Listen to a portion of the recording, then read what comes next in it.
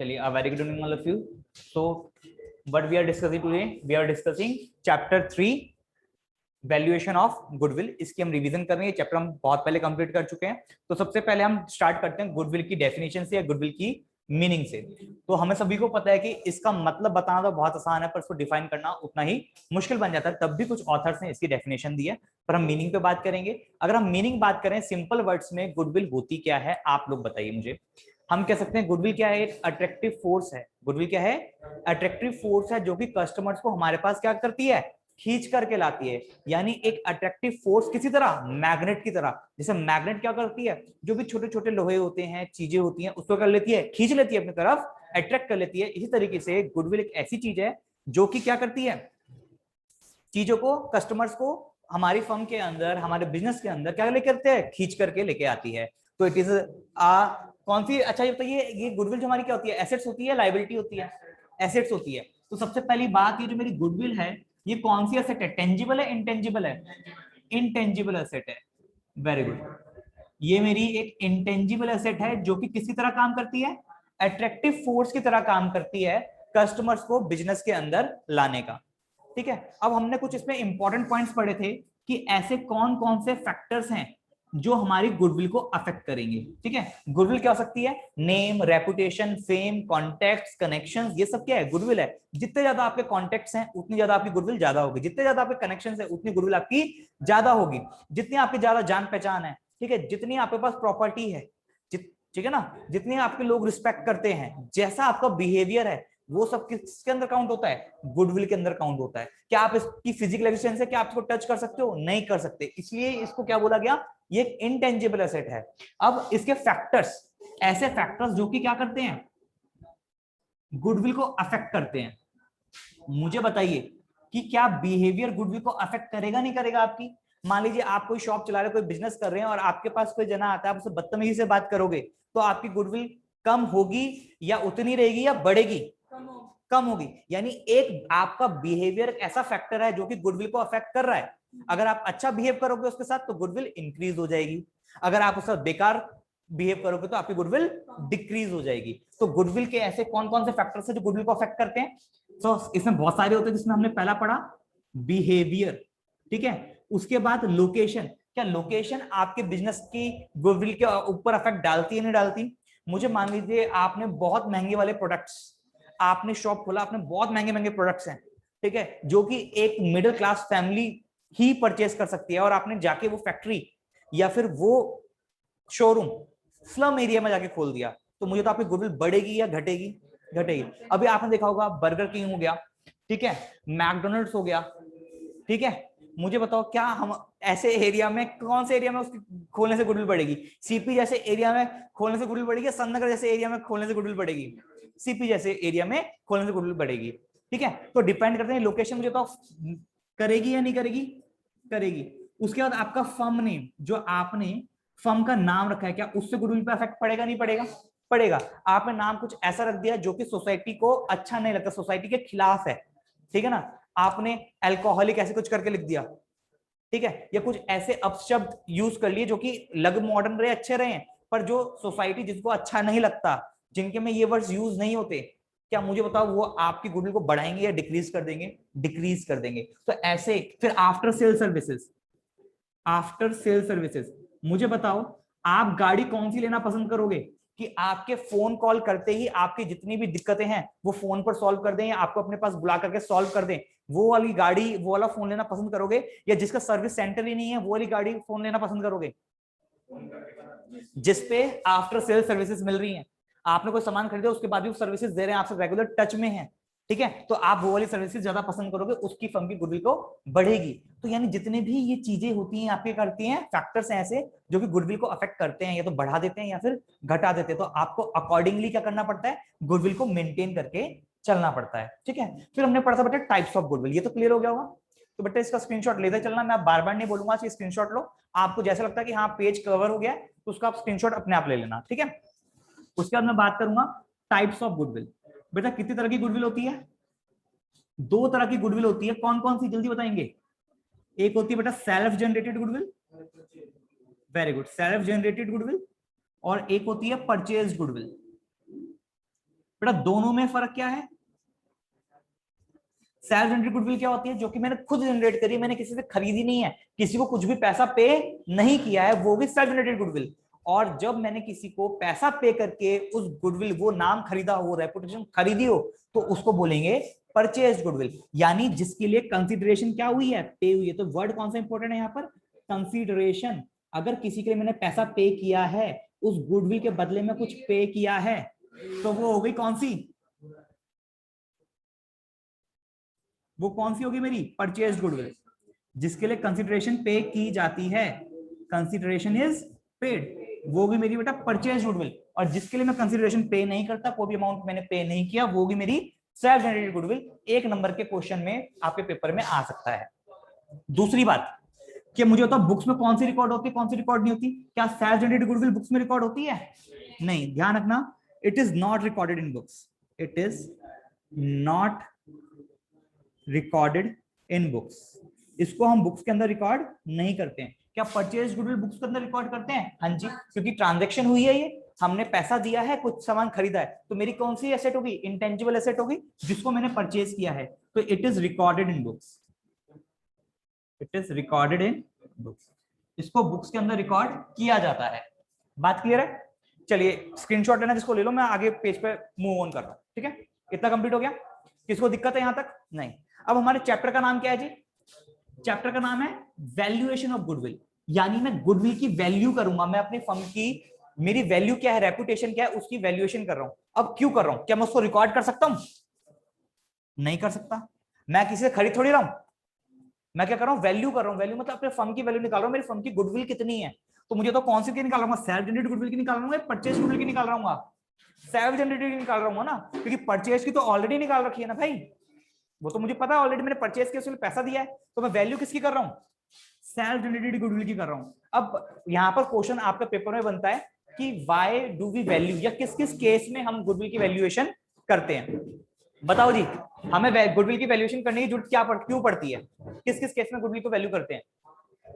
जब profit sharing ratio change होता है, तब गुडविल को हम वैल्यू करते हैं। दूसरा, जब किसी पार्टनर का एडमिशन होता है, तब हम गुडविल की वैल्यू निकालते हैं। तब कोई पार्टनर रिटायर होता है, तब क्या निकालते हैं? फर्म की गुडविल निकालते हैं। ठीक है, जब किसी पार्टनर की डेथ होती है, तब फर्म की गुडविल निकालते हैं। और जब क्या होता है, मुझे फर्म को बेचना होता है, तब मैं गुडविल निकालता हूं। सभी गुडविल निकालते तो हैं, पर क्यों निकालते हैं? ना कि भाई क्या उन लोगों ने मेहनत नहीं करी है? मेहनत करी है, और अगर उनके बीच में शेयर चेंज हो रहा है, तो मेहनत तो दो, मान लीजिए पहले प्रॉफिट शेयरिंग रेशियो इक्वल थी, 1:1 थी, तो मेहनत दोनों ने बराबर बराबर कर रहे थे। ठीक है, दोनों ने बराबर कैपिटल लगा रखी थी, बराबर मजे ले रहे थे, बराबर प्रॉफिट शेयर कर रहे थे। ठीक है ना, लॉसेस भी क्या कर रहे थे? बराबर बराबर कर रहे थे। तो मुझे बताओ, जो गुडविल है, नाम का रेपुटेशन है, दोनों ने बराबर बराबर जनरेट किया होगा या ऊपर नीचे किया होगा? बराबर बराबर। तो हक किसका कितना है? बराबर बराबर। और जब प्रॉफिट शेयरिंग रेशियो चेंज होती है, तो हमने पढ़ा है कि एक पार्टनर गेन कर जाता है, तो दूसरा सेक्रीफाइस कर जाता है। तो उसके बीच में मुझे तो अन्याय हो गया, नहीं हो गया? हो गया। ठीक है, एक को आगे जाकर शेयर कम मिलेगा और एक को ज्यादा मिलेगा, हो गया ना, ऊपर नीचे हो गया। तो उसको बैलेंस करने के लिए, जो पार्टनर सेक्रीफाइस कर रहा है, उसको कॉम्पेंसेट करने के लिए हम क्या करते हैं? इसकी एडजस्टमेंट करते हैं गुडविल की। और इसलिए क्या करा जाता है? गुडविल की वैल्यूएशन भी करी जाती है। अब मुझे बताओ, आप काफी समय से फर्म चला रहे हो, ठीक है, किसी पार्टनर को एडमिट कर रहे हो अपने फर्म के अंदर, क्या मुझे बताओ उसको कैपिटल का पैसा ले लोगे, बात खत्म हो जाएगी? गुडविल का पैसा भी लोगे? क्योंकि आपने भाई इतने टाइम से बिजनेस कर रहे हो, तो आपने अपनी गुडविल जनरेट करी होगी, आपने नाम कमाया होगा। पर वो बंदा अभी के अभी आ रहा है, और वो सारी एसेट्स में मालिक बन जाएगा, सारे फर्म का मालिक बन जाएगा उतने शेयर के लिए। तो मुझे बताओ, जो आपने रेपुटेशन जनरेट करी, वो उसका मालिक बन गया, तो क्या आप उससे उसका अपने हक का पैसा लोगे, नहीं लोगे? जब वो आपके हक शेयर कर रहा है, आपका प्रॉफिट शेयर कर रहा है, तो आप भी तो अपने हक का पैसा मांगोगे। तो उस समय पे भी जब किसी पार्टनर का एडमिशन होता है, तो वो भी क्या करता है? गुडविल का पैसा लेकर के आता है। इसी तरीके से जब किसी पार्टनर को रिटायर हो रहा है, तो मुझे तो फर्म छोड़ के जा रहा है, क्या उसने फर्म के अंदर मेहनत करी है, नहीं करी है? फर्म के अंदर मेहनत करी है, तो अपना गुडविल का पैसा, अपने रेपुटेशन का पैसा ऐसे छोड़ जाएगा, लेके जाएगा? लेके जाएगा। तो जितना पैसा उसने फर्म के अंदर लगा रखा है, तो वो लेके जाएगा, प्लस उसने जितनी मेहनत करी है उस फर्म के अंदर, उसमें अपना हिस्सा भी लेके जाता है, जिसको हम बोलते हैं क्या? गुडविल। बात क्लियर है? एक मिनट।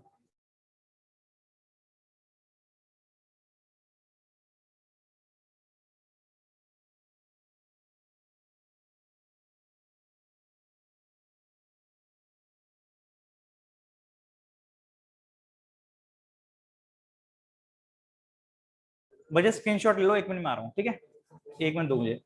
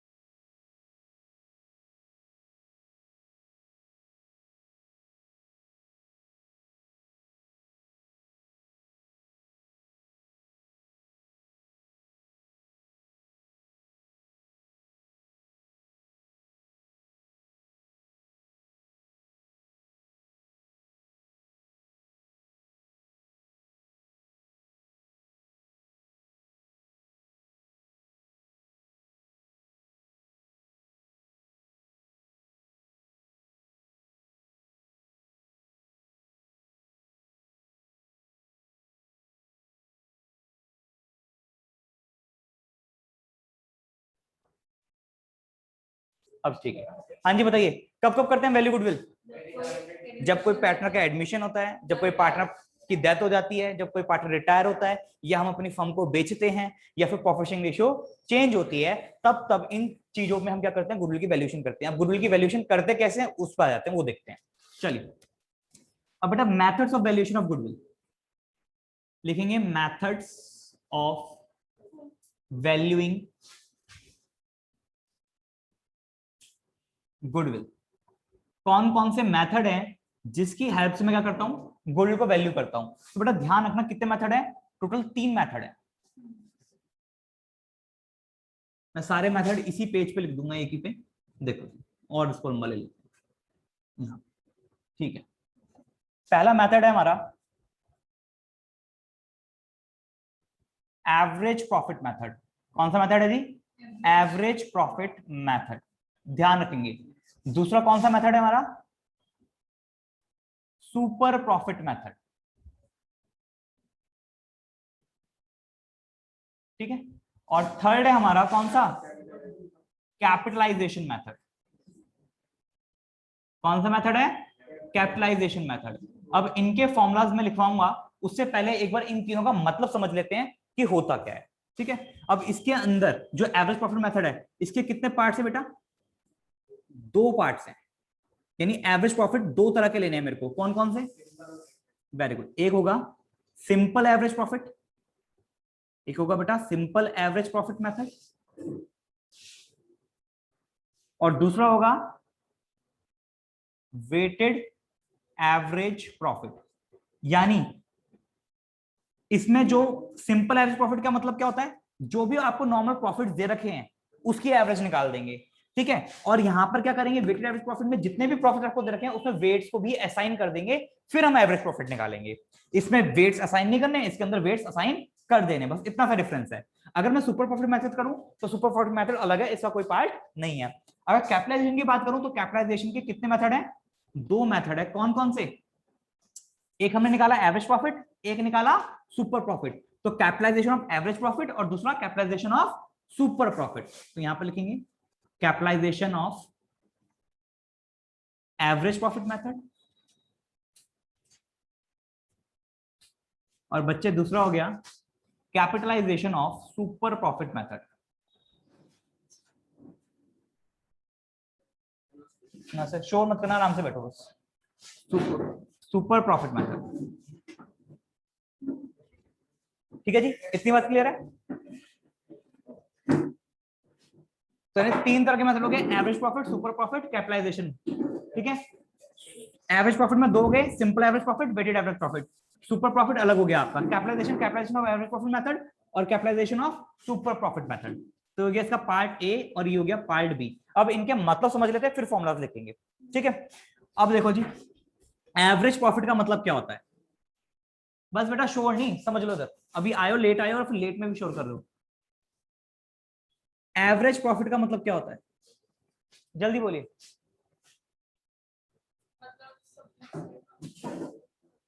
एवरेज प्रॉफिट का मतलब होता है जितना आप अभी कमा रहे हो, ठीक है।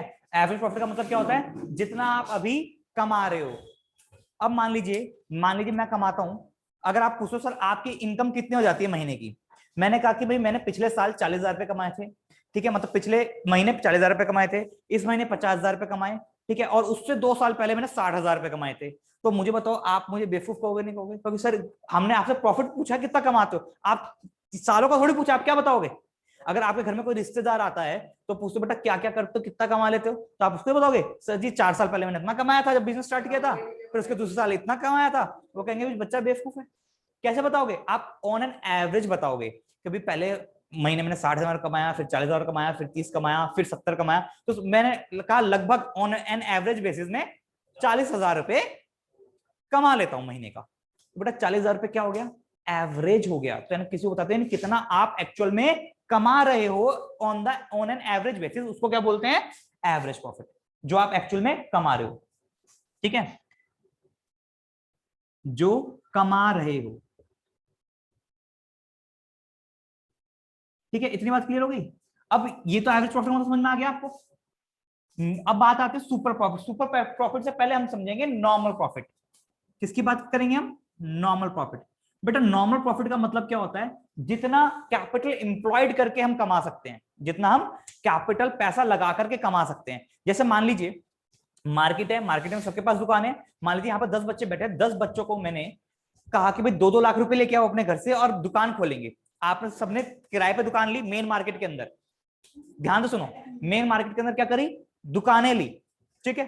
तो सबने कितने कितने रुपए लगाए, 2-2 लाख रुपए लगाए। अगर सबने 2-2 लाख रुपए लगाए तो क्या 2-2 लाख रुपए का माल भी भरा होगा उसके अंदर? सबका बताओ, एक ही मार्केट में दुकान ली तो सबका किराया सेम है, ठीक है, कस्टमर्स भी क्या है, सेम है।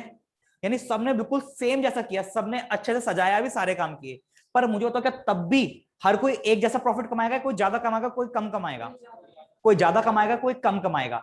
पर एक तो रेट ऐसा होगा ना जो हर कोई कमा ही रहा होगा, एक अमाउंट तो ऐसा होगा, एक प्रॉफिट तो ऐसा होगा जो हर कोई कमा ही रहा होगा, मिनिमम प्रॉफिट। तो मिनिमम प्रॉफिट जो हर कोई कमा सकता है उसको बोलते हैं कैसा प्रॉफिट, नॉर्मल प्रॉफिट। वो किस वजह से कमा रहा है, पैसा लगाया भाई, पैसा लगाया तो पैसे का रिटर्न तो आएगा। जो नॉर्मली मुझे अपने पैसा लगाने पे इंटरेस्ट आता रहता है या जो रिटर्न आता है उसको क्या बोलता हूं, नॉर्मल प्रॉफिट। अब मान लीजिए कोई भी एक्स्ट्रा पैसा नहीं कमा रहा, ठीक है, तो वो मेरा नॉर्मल प्रॉफिट किसके बराबर हो गया, एवरेज प्रॉफिट के। मतलब जो हर कोई कमा रहा है मैं भी उतना ही कमा रहा हूं भाई, जो हर कोई कमा रहा है मैं भी उतना ही कमा रहा हूं, तो मेरा एवरेज प्रॉफिट नॉर्मल प्रॉफिट क्या हो गया, इक्वल हो गया, बराबर हो गया। एवरेज प्रॉफिट का मतलब क्या, जो मैं कमा रहा हूं, नॉर्मल प्रॉफिट जो हर कोई कमा लेगा पैसा लगा करके। तो अगर जो हर कोई कमा लेगा वही मैं कमा रहा हूं, तो मेरा एवरेज प्रॉफिट नॉर्मल प्रॉफिट क्या है, इक्वल है, ठीक है। पर मैंने कहा कि भाई मैं कस्टमर से अच्छे से बिहेव करता हूं, ठीक है, और उन्होंने क्या करा, कंपटीशन कर रखा है, तो कंपटीशन में फिक्स प्राइस लगा दिया, सबने अपने पास आगे टैग लगा दिया फिक्स प्राइस, इसमें 1 रुपया भी कम नहीं करेंगे। पर मैंने क्या किया, अपनी शॉप पे अलग रूल्स रखे, उनसे अलग होकर के मैंने कहा जी आइए, उनको पानी भी पूछता हूँ, ठीक है, रेट कम करने के लिए करते हैं तो अपना मार्जिन थोड़ा सा कम करके उनका रेट भी कम कर देता हूँ। तो मुझे बताओ बिहेवियर अच्छा है मेरा, लोकेशन थोड़ी और अच्छी कर ली मैंने, साथ सजावट और अच्छी कर ली, तो मेरी गुडविल इंक्रीज होगी या नहीं होगी, होगी। अगर गुडविल इंक्रीज होगी तो मार्केट में 10 जने अगर अच्छा पैसा सेम पैसा कमा रहे हैं तो कहीं ना कहीं मैं उनसे एक्स्ट्रा पैसा कमा पाऊंगा नहीं कमा पाऊंगा। तो मैंने जो एक्स्ट्रा पैसा कमाया उसी को मैं क्या बोल देता हूं, सुपर प्रॉफिट बोल देता हूं। तो सुपर प्रॉफिट मैंने किस पे कमाया, जो नॉर्मल प्रॉफिट से ज्यादा पैसा कमाया। नॉर्मल प्रॉफिट जो हर कोई कमा रहा है उसमें जितना ज्यादा कमाया उसको क्या बोल देंगे, सुपर प्रॉफिट। यानी अगर नॉर्मल प्रॉफिट में मैं कुछ पैसा एक्स्ट्रा कमा रहा हूं तो मेरा एवरेज प्रॉफिट क्या होगा, नॉर्मल प्रॉफिट के बराबर हो गया, या नॉर्मल प्रॉफिट थोड़ा ज्यादा होगा, नॉर्मल प्रॉफिट से ज्यादा होगा। तो जो एवरेज प्रॉफिट और नॉर्मल प्रॉफिट के बीच में डिफरेंस हुआ वो मेरा क्या हो गया, सुपर प्रॉफिट हो गया।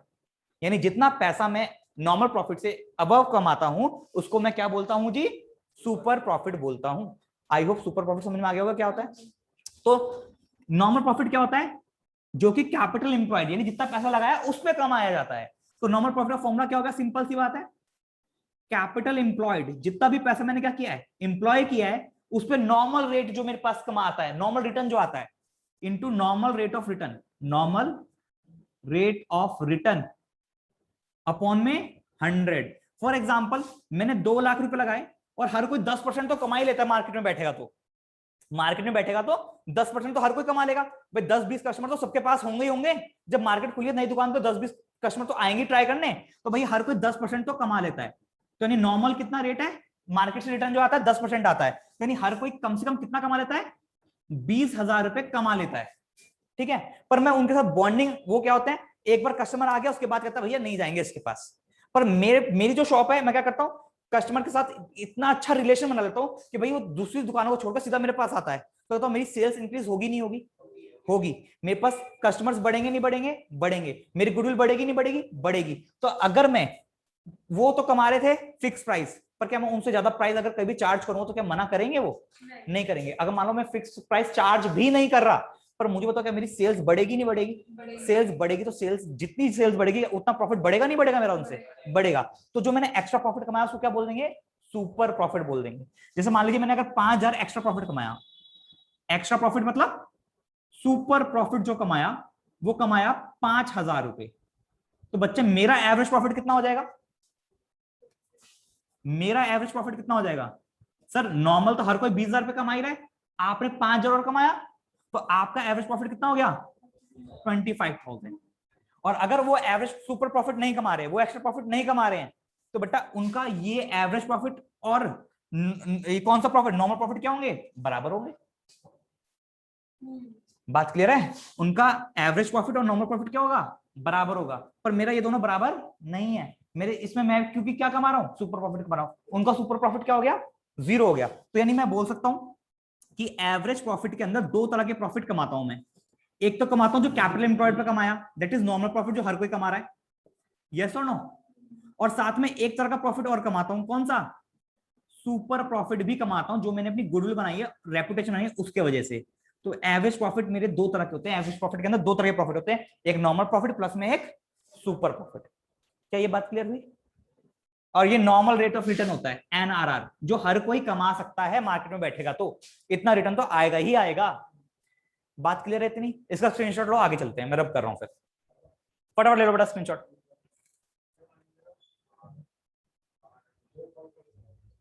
चलिए जी आगे चलते हैं। क्लियर सबको इतना? अब आओ, अब देखो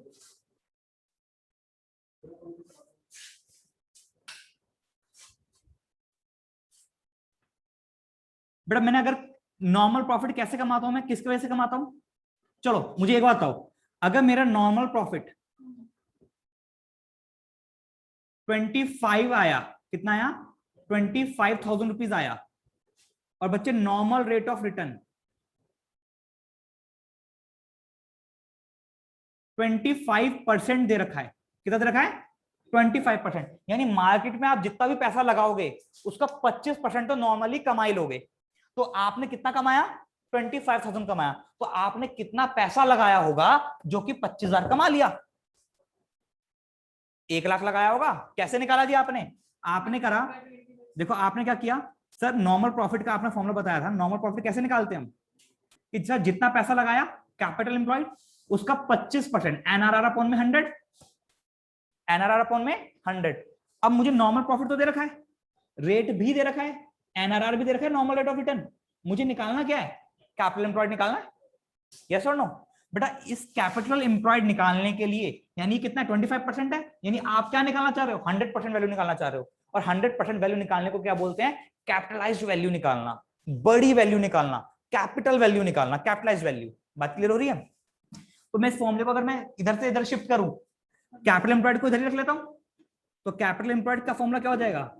नॉर्मल प्रॉफिट इनटू में 100 अपॉन में एनआरआर। यानी अगर नॉर्मल प्रॉफिट को मैं 100 अपॉन में एनआरआर कर दूं तो मेरी कैपिटलाइज्ड वैल्यू आ जाएगी, कैपिटल एम्प्लॉयड निकल के आ जाएगा, कितना पैसा लगाया था। तो बच्चे नॉर्मल प्रॉफिट कितना है? 25,000 है इंटू 100, और नॉर्मल रेट ऑफ रिटर्न कितना है? 25 है। तो बेटा कितना हो जाएगा? 1 लाख रुपीस आ गया। तो बेटा इसको बोलते हैं कैपिटलाइज्ड वैल्यू निकालना। क्या बोलते हैं? कैपिटलाइज्ड वैल्यू निकाला। यानी मैंने नॉर्मल प्रॉफिट किसकी वजह से कमाया था? कैपिटल एम्प्लॉयड की वजह से कमाया था। तो अगर मैं नॉर्मल प्रॉफिट की कैपिटलाइज्ड वैल्यू निकालूंगा तो मुझे क्या मिलेगा? कैपिटल एम्प्लॉयड मिलेगा। बात क्लियर है? और इसी वजह से ये आपको कॉन्सेप्ट क्लियर होगा यहां तक। इसी वजह से मैंने कहा, अभी आपने देखा कि आपने नॉर्मल प्रॉफिट किस वजह से कमाया था? कैपिटल एम्प्लॉयड की वजह से, यस और नो।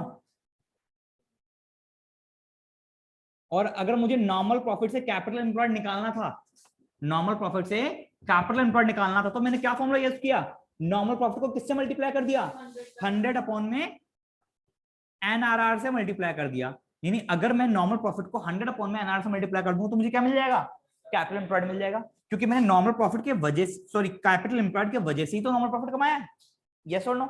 और इसी तरीके से अगर मैं सुपर प्रॉफिट की बात करूं, किसकी बात करूं, नॉर्मल प्रॉफिट मैंने पैसा लगाने की वजह से कमाया, पर सुपर प्रॉफिट क्या मैंने पैसा लगाने की वजह से कमाया होगा, या मेरी गुडविल थी इस वजह से सुपर प्रॉफिट कमाया होगा। तो यानी मैं कह सकता हूं अगर मैं सुपर प्रॉफिट को भी कैपिटलाइज कर दूं इनटू 100 अपॉन में एनआरआर कर दूं, तो क्या मेरी गुडविल की वैल्यू आ जाएगी या नहीं आ जाएगी, आ जाएगी। तो मैंने क्या कर दिया, सुपर प्रॉफिट को कैपिटलाइज कर दिया। जैसे सुपर प्रॉफिट को कैपिटलाइज कर दिया, मुझे सीधा क्या मिल गई, गुडविल मिल गई। बात क्लियर है।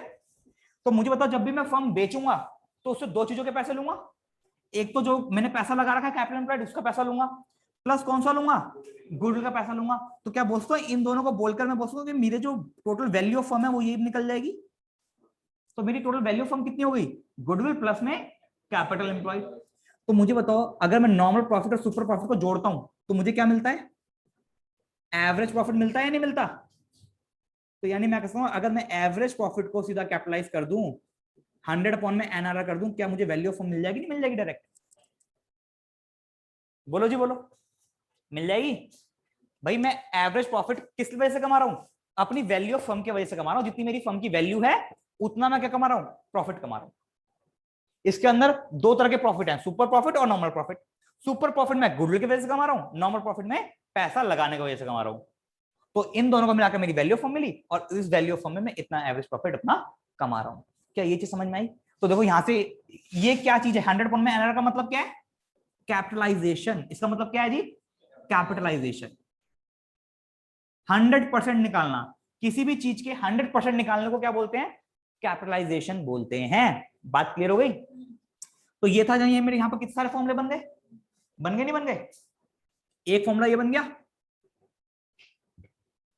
एक फॉर्मूला नीचे वाला बन गया,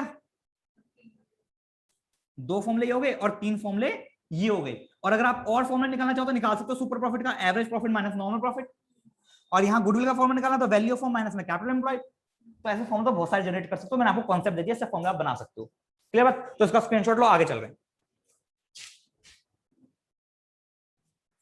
अच्छा मुझे बताओ ज्यादा जल्दी तो नहीं चल रहा मैं, क्लियर हो रहा है, सबको क्लियर है, चलें आगे। चलो बेटा ऑनलाइन कोई अगर ऐसा है जिसको समझ में नहीं आ रहा तो बेटा बोल सकते हो, मैं दोबारा एक्सप्लेन कर दूंगा। ठीक है, क्लियर है जी। चलो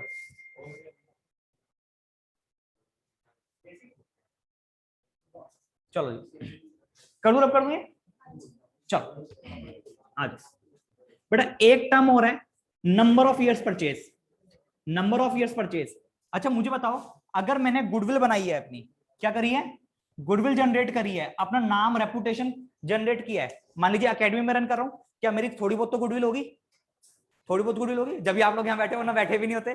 ठीक है चलो जी, अगर थोड़ी बहुत गुडविल, क्योंकि अच्छा बताओ मैंने शुरुआत कब कितने बच्चों से करी थी, एक या दो बच्चों से शुरुआत करी होगी। आज मेरे पास अगर 20-40 बच्चे पढ़ रहे हैं तो क्या हो ना हो कहीं ना कहीं थोड़ी बहुत तो गुडविल होगी मेरी। और तो वो मैंने खरीदी है, सेल्फ जनरेट करी है, सेल्फ जनरेट करी है। एग्जांपल दे रहा हूं, समझो ध्यान से। अगर ये गुडविल सेल्फ जनरेटेड है तो मुझे तो इसको जनरेट करने में टाइम लगा होगा या एकदम से जनरेट होगी। अब मुझे बताओ अगर मैं आज पढ़ाना छोड़ दूं, अगर मैं आज पढ़ाना छोड़ दूं तो मुझे बताओ क्या मेरी गुडविल उतनी ही रहेगी या धीरे धीरे डिक्रीज होने लग जाएगी, डिक्रीज होने लग जाएगी। यानी गुडविल में एक फैक्टर होता है कि गुडविल में जो मेहनत हो रही है वो कैसे होनी चाहिए, कंटिन्यूअस होनी चाहिए। ठीक है, तो मुझे बताओ अगर मैंने आज पढ़ाना छोड़ा तो क्या आगे आने वाली जनरेशन तो मुझे याद नहीं रखेगी क्योंकि उनसे इंटरेक्ट नहीं हुआ, पर क्या आप लोग तो कहीं ना कहीं जो सारे बच्चे का थोड़े बहुत बच्चे तो याद रखेंगे। यानी मैं कहता हूं मेरी गुडविल कब तक याद रखो, 1-2 साल तक तो याद रखोगे। यानी मैं कहता हूं जो मैंने गुडविल कमाई है, नेम कमाया, रेपुटेशन कमाई है, वो 1 साल 2 साल 3 साल 4 साल या 5 साल तक तो बेनिफिट देगी। यस और नो।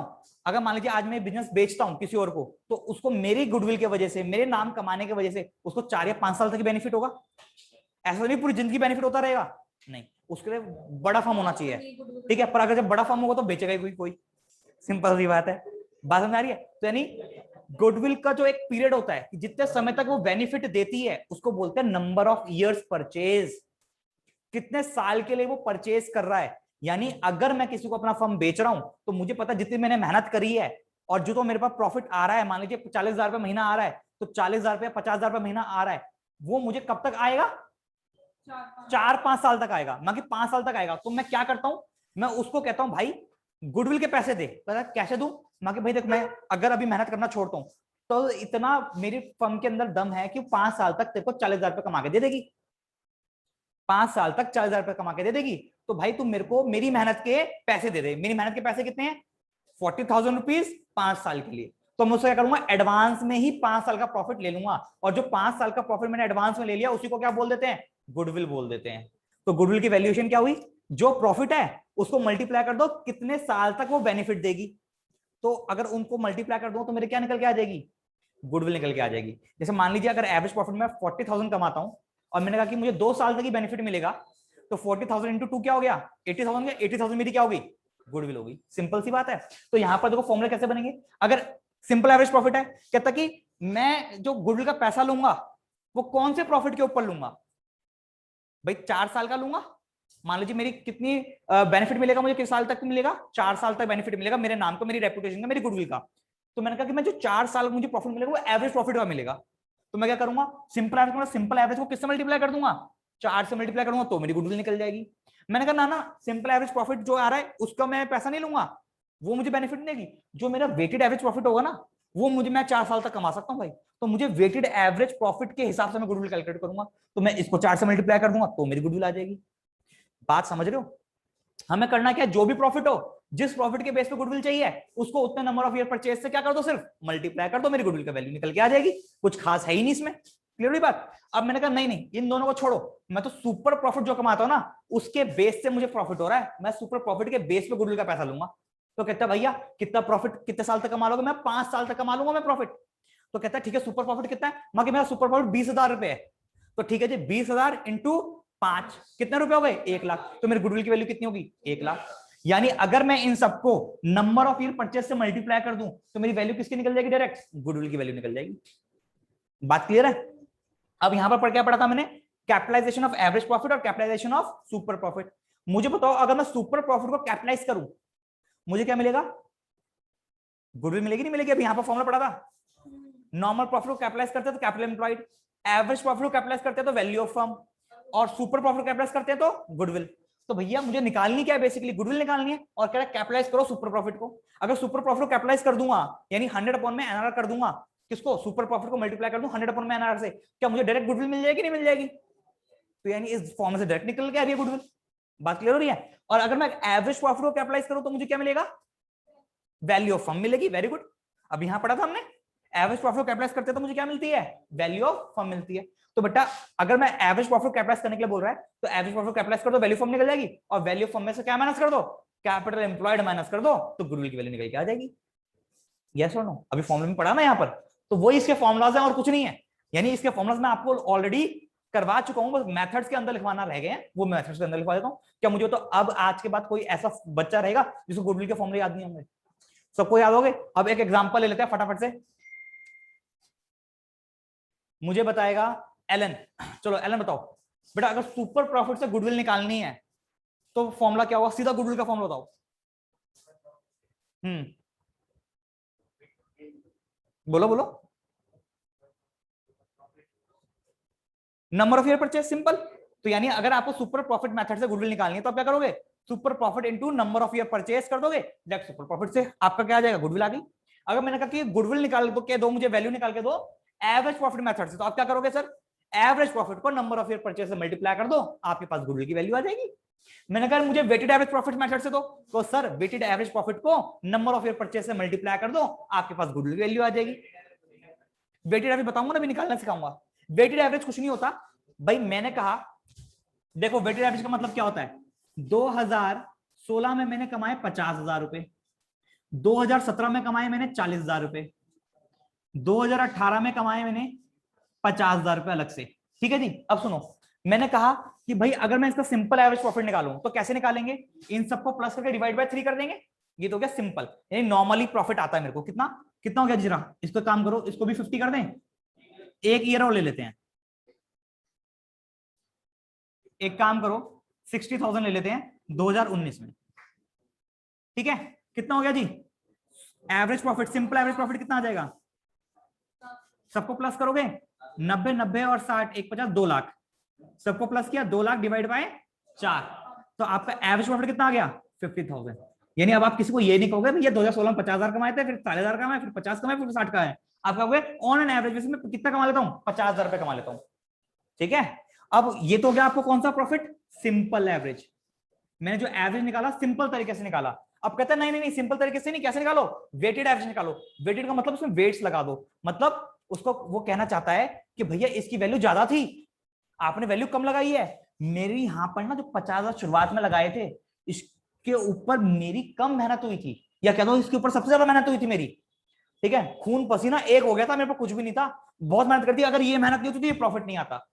तो कह रहा सबसे ज्यादा वेट इसको दो, यानी यहां पर वेट असाइन कर देंगे, ठीक है। कहता 4 है, कह रहा सबसे ज्यादा मेहनत यहां हुई, फिर उससे कम यहां हुई, फिर उससे कम यहां हुई, फिर यहां कम यहां हुई, तो कह रहा कि इसको ऐसे वेट दे दो 1 2 3 4, यानी इस 50,000 को 4 बार इंक्लूड करो, यानी इस प्रॉफिट को, ये जो मेरा 50,000 का प्रॉफिट है 4 गुना के बराबर है, यानी मेरा प्रॉफिट 50,000 नहीं, मेरा कितना है 2 लाख रुपए प्रॉफिट है। ये कितने रुपए प्रॉफिट है, तो कहता है इसको 50,000 इंक्लूड मत करो, 2 लाख रुपए इंक्लूड करो, यानी वेट से मल्टीप्लाई कर दो, यानी मैं इसको कितना इंक्लूड करूंगा 2 लाख रुपए। इस प्रॉफिट की वैल्यू कितनी ली मैंने 2 लाख रुपए। कहता है इसको 3 बार इंक्लूड करो, तो कितनी हो गई 1,20,000। कहता है इसको 2 बार इंक्लूड करो, इसकी होगी 1 लाख, और इसको कितनी बार इंक्लूड करो 60,000। तो बेटा अब बताओ इसको टोटल कितना हो गया, 2 3 4 4,80,000। कहता है अब इसको क्या कर दो, डिवाइड कर दो, 4,80,000 किससे डिवाइड करूंगा, अब नंबर ऑफ ईयर से नहीं करूंगा, अब करेंगे सम ऑफ वेट से, 4 5 20 डिवाइड बाय 10 है ना, 4 3 7 3 10 48,000, ठीक है ना। तो मेरा वेटेड एवरेज प्रॉफिट कितना है 48,000 रुपीज है। हाँ कम है तो क्या हो गया, उससे मतलब नहीं है ना, ज्यादा भी आ सकता है कम भी आ सकता है, डिपेंड करता है ना किसको ज्यादा वेट दिया है। बात क्लियर हो रही है, तो भाई दोनों की तरफ से अलग अलग ही आएगा, पर ये आपका था सिंपल, और जब इसमें वेट्स मैंने असाइन कर दिए, वेट से मल्टीप्लाई कर दिया, तो क्या बन गया वेटेड एवरेज प्रॉफिट बन गया, कि वेट्स को मैं इंक्लूड करके मैंने बनाया है, ठीक है। अब एक काम करता हूं फटाफट सबके फॉर्मुला लिखवा देता हूं, इसका एक बार स्क्रीनशॉट लेना, स्क्रीनशॉट ले लो,